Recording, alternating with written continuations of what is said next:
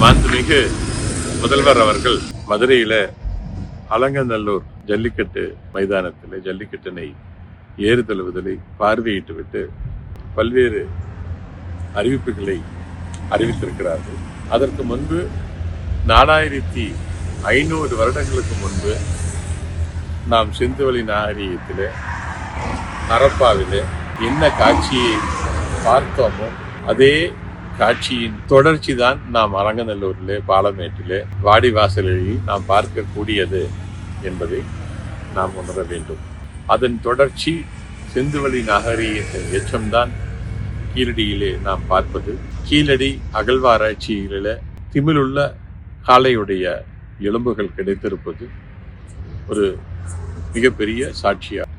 அதற்காக உறுதுணையாக இருந்து கீழடியிலே மிக அற்புதமான ஒரு மியூசியத்தை உருவாக்கிய மாண்புமிகு முதல்வர் அவர்களுக்கும், மதுரையிலே கலைஞர் அவர்கள் நினைவாக அலங்கநல்லூரிலே ஜல்லிக்கட்டு மைதானத்தையும் அதே போல நூலகத்தையும் தமிழ்நாட்டுடைய கலாச்சார தலைநகரமான மதுரைக்கு கொடுத்திருப்பது காலம் சிறந்தது.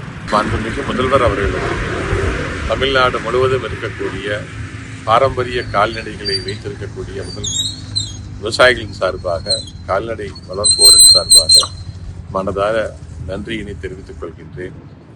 அதே போல கால்நடை வைத்திருப்போர் மற்றும் ஜல்லிக்கட்டு வீரர்களுக்கு கால்நடை துறையிலே வேலைவாய்ப்பு உருவாக்கி தரப்படும் என்ற அறிவிப்பு உண்மையிலேயும் மிகப்பெரிய வரவேற்பினை பெற்றிருக்கிறது.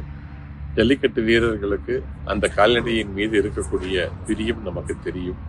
அவர்கள் கால்நடைத்துறை மருத்துவர்களாக வரும் பொழுது அந்த கால்நடைகளையும் கால்நடை வைத்திருப்போருக்கும் மிகப்பெரிய வரப்பிரசாதமாக இருக்கும்.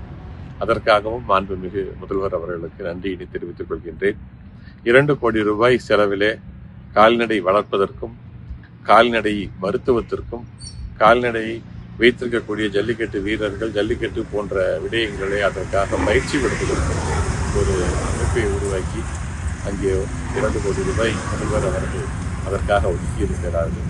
அதற்கும் பாரம்பரிய கால்நடை வைத்திருப்போர் அனைவரும் சார்பாகவும் இந்த ஜல்லிக்கட்டுக்காக உலகம் முழுவதும் இருந்த தமிழர்கள் போராடி தை புரட்சி என்ற ஒரு புரட்சியினை உருவாக்கி 2017ஆம் வருடம் ஜல்லிக்கட்டினை மீட்டெடுத்தோம். அந்த தமிழர்களின் சார்பாகவும் மாண்புமிகு முதல்வர் அவர்களுக்கு என்னுடைய மனமார்ந்த நன்றியினை தெரிவித்துக் கொள்கின்றேன். நன்றி, வணக்கம்.